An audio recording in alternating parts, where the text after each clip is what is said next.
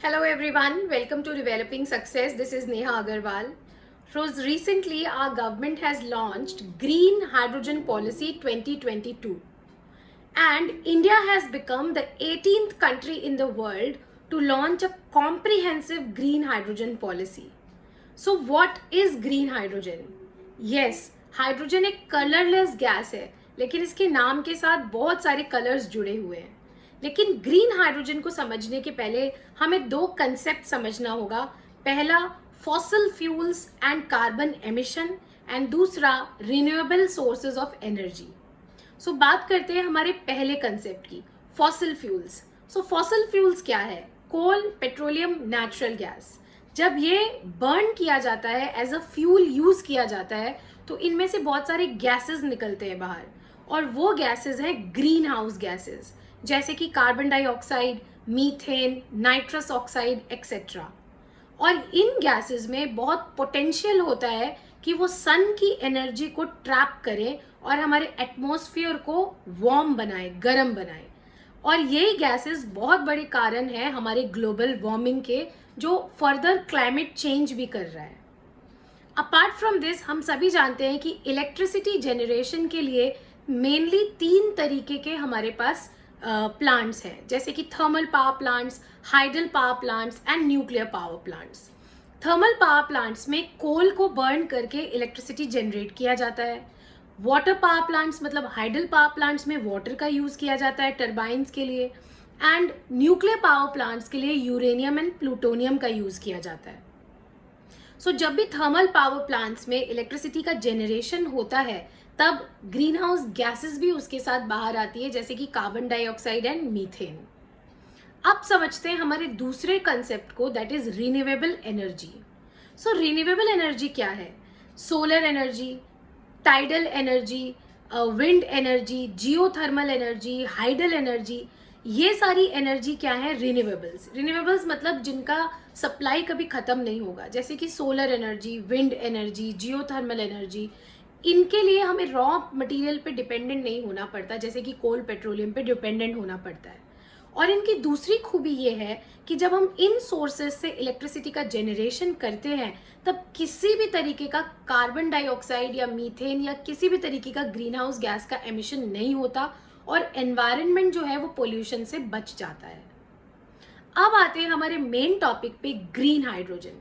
सो हम green hydrogen को इसलिए डिस्कस कर रहे हैं क्योंकि गवर्नमेंट ऑफ इंडिया ने इस साल अपने बजट में भी ग्रीन हाइड्रोजन की बात की है, plus national green hydrogen policy को लॉन्च किया गया है. सो हाइड्रोजन कलरलेस है, लेकिन इसके नाम के आगे किस तरह ये ग्रीन, ब्लू, ग्रे क्यों लगता है, ये हम सबसे पहले डिस्कस करेंगे. सो सबसे पहले समझेंगे कि हाइड्रोजन फ्रीली अवेलेबल नहीं है. इसको किसी न किसी केमिकल के रिएक्शन के साथ ही बनाया जा सकता है, जैसे कि फॉसिल फ्यूल से भी बनाया जा सकता है. और दूसरा तरीका है वाटर. सो वाटर मतलब H2O. सो H2O को जब हम प्रोसेस ऑफ इलेक्ट्रोलाइसिस से ब्रेक करते हैं, तो H2O और O को अलग करके हाइड्रोजन को प्रोड्यूस किया जा सकता है. सो हाइड्रोजन बनाने के लिए क्या क्या चाहिए? First thing is water, second is electrolyser machine, and third, उस इलेक्ट्रोलाइजर मशीन को चलाने के लिए इलेक्ट्रिसिटी. तो ये 3 चीज़ों की हमें ज़रूरत है. सो जब हाइड्रोजन का प्रोडक्शन ऐसी इलेक्ट्रिसिटी के थ्रू किया जाता है जो कोल से बनी है, तो उस हाइड्रोजन को बोलते हैं ब्राउन हाइड्रोजन. जब हाइड्रोजन का प्रोडक्शन ऐसी इलेक्ट्रिसिटी के साथ किया जाता है जो मीथेन के रिफॉर्मेशन से बनी है, तो उसको बोलते हैं ग्रे हाइड्रोजन. और जब हाइड्रोजन बनाते वक्त कितने भी कार्बन का एमिशन हुआ हो, उन कार्बन को ट्रैप करके स्टोर किया गया है, कैप्चर करके स्टोर किया गया है, तो ऐसे हाइड्रोजन को बोलते हैं ब्लू हाइड्रोजन. लेकिन ब्लू हाइड्रोजन भी पूरी तरीके से पोल्यूशन फ्री नहीं है, क्योंकि कहीं ना कहीं वो कार्बन डाइऑक्साइड और मीथेन का एमिशन करता है.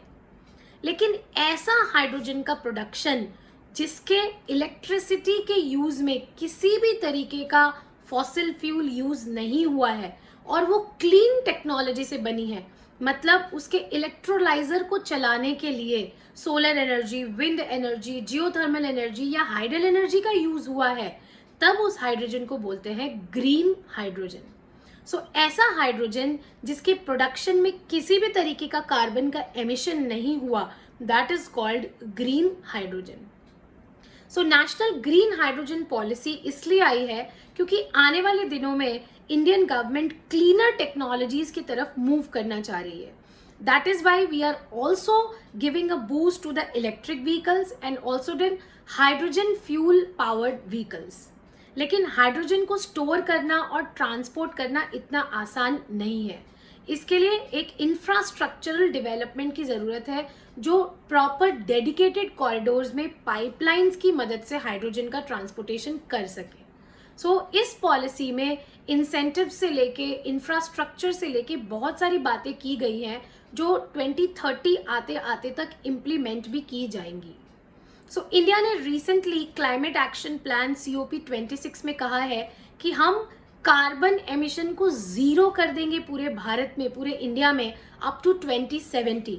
That is net zero emission of carbon by 2070। So अगर हाइड्रोजन के थ्रू हम इसको आगे लेके जाएं तो ये ड्रीम साकार हो सकता है।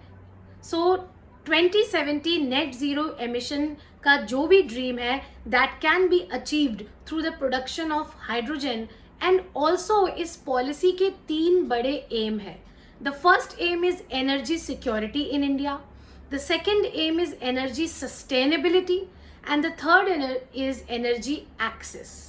सो आने वाले दिनों में if we use hydrogen fuel batteries और hydrogen fuel cars and hydrogen fuel transportation system, so India will not be dependent on coal, petroleum and natural gas, जिसके लिए हमें बाहर के देशों पे imports पे हमें dependent होना पड़ता है, also on a very extra cost. So this was all about green hydrogen. Stay tuned for other educational videos. Thank you so much and take care.